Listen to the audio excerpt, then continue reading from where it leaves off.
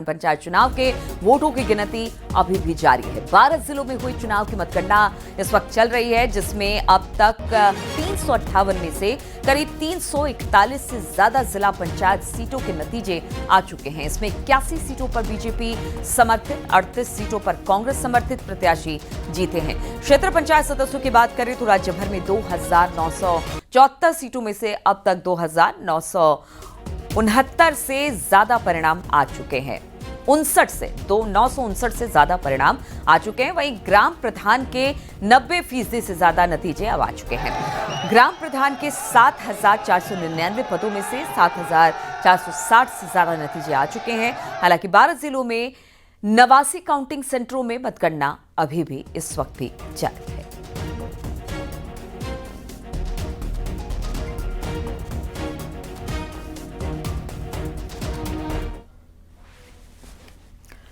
उत्तराखंड पंचायत चुनाव के वोटों की गिनती जारी है, जिसमें 12 जिलों में हुए चुनाव की मतगणना हो रही है। अब तक 358 में से करीब 341 से ज्यादा जिला पंचायत सीटों के नतीजे आ चुके हैं। 190 सीटों पर भाजपा समर्थित प्रत्याशी जीते, 98 सीटों पर कांग्रेस समर्थित प्रत्याशी जीते हैं। एक सीट पर उत्तराखंड क्रांति दल को मिली है, जबकि 52 सीटों पर निर्दलीय प्रत्याशियों ने जीत हासिल की है।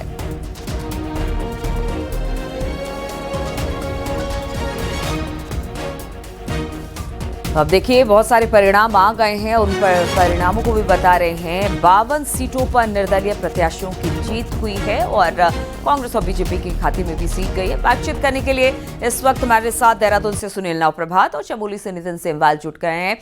सुनील, अगर बात की जाए, बहुत सारे ऐसे हैं कि जिसके परिणाम आ चुके हैं, चाहे मुखिया का चुनाव हो या बाकी है, लेकिन बाकी अभी भी बहुत सारी सीटों पर गिनती चल रही है। कौन कौन सी वो सीटें हैं जहां पर इस वक्त भी गिनती चल रही है और किस किस पदों के लिए गिनती चल रही है?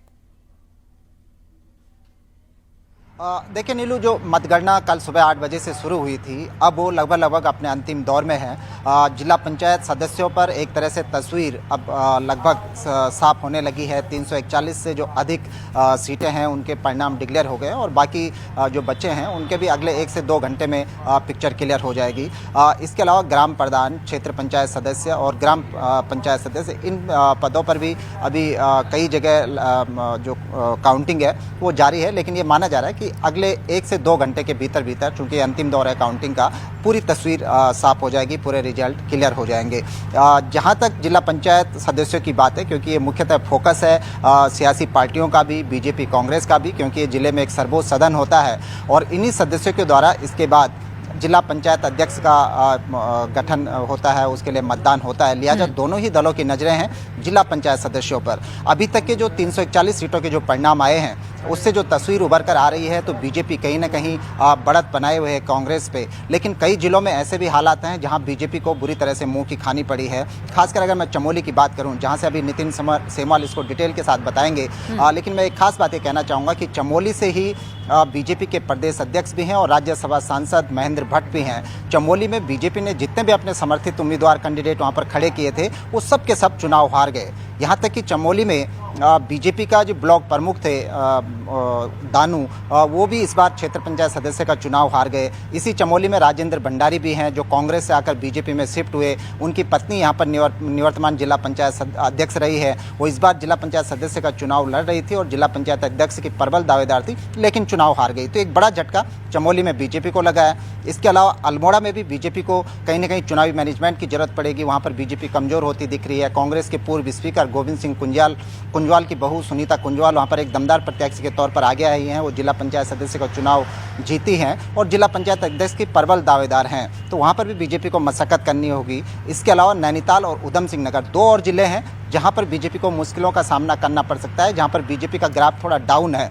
लेकिन एक बात ये भी ध्यान रखने वाली होगी कि पंचायत चुनाव में जब गांव की सरकार बनती है, तो सत्ताधारी दल को, सत्ताधारी पार्टी को कहीं ना कहीं एक बेनिफिट उसका मिलता है कि जो भी कैंडिडेट, चाहे वो निर्दलीय हों, बागी कैंडिडेट हों, लास्ट में जाकर वो यही सोचता है कि जिस सत्ताधारी दल के साथ जाकर जुड़ जाए, क्योंकि आगे विकास कार्य होने, बहुत सारी चीज़ें होने। बहरहाल अगले 1 से 2 घंटे के अंदर पंचायतों की जो त्रिस्तरीय पंचायत व्यवस्था है पूरी तरह से पिक्चर साफ हो जाएगी। उसके बाद जो अगली जो जोड़ तोड़ होगी, जो रणनीति होगी, वो क्षेत्र पंचायत सदस्यों को यानी कि ब्लॉक प्रमुख और जिला पंचायत अध्यक्षों को लेकर होगी। जी चलिए ठीक है, चमोली से नितिन भी हमारे साथ है। नितिन, अगर मतलब टैली चार्ट को हम देखें तो बीजेपी एज में तो है, अच्छा खासा है, लेकिन जिस तरह से सुनील भी बता रहे थे कि चमोली में प्रदर्शन अच्छा नहीं है, अल्मोड़ा में प्रदर्शन अच्छा नहीं है, बहुत जगह ऐसा है जहां पर बीजेपी को मुंह की खानी पड़ी है। ऐसे में निर्दलीय उम्मीदवार किस तरह से डिसाइसिव हो सकते हैं, और साथ ही आखिर क्या वजह रही कि यहां पर बीजेपी अच्छा प्रदर्शन नहीं कर पाई?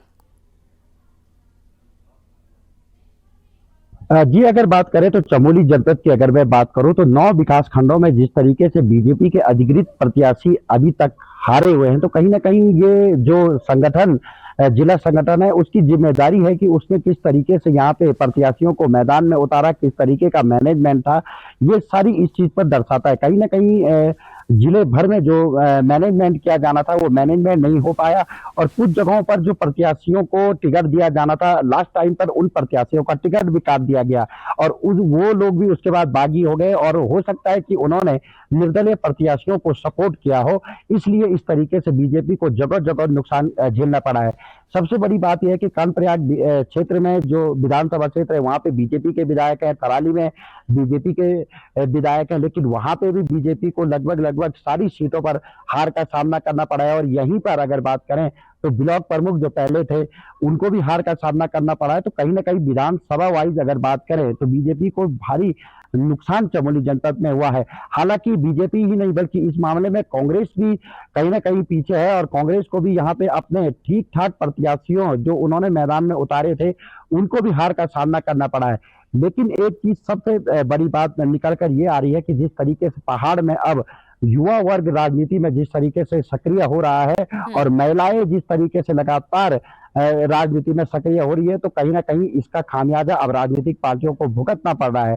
देखिए, क्षेत्र पंचायत का चुनाव कोई हो या जिला पंचायत का सदस्य का चुनाव, छोटा चुनाव नहीं है, बड़ा चुनाव है। कम से कम इसमें 10 से 15 गांव, 20 से 25 गांव शामिल होते हैं। और ऐसे में अगर कोई महिला प्रत्याशी या युवा प्रत्याशी जीत कर आ रहा है तो राजनीतिक पार्टियों को उनसे सीखने की आवश्यकता है कि उन्होंने गांव में किस तरीके का मैनेजमेंट बना के रखा है। गांव की राजनीति में कोई बड़े बड़े वादे नहीं होते हैं, छोटे छोटे मुद्दों पर ये चुनाव लड़ा जाता है, और ये आने वाले समय में बीजेपी को भी और कांग्रेस को भी ध्यान में रखना होगा कि वो किस तरीके से जनता की उन मूलभूत सुविधाओं को पूरा करते हैं, क्योंकि आने वाले समय में अब सीधे विधानसभा का चुनाव होना है।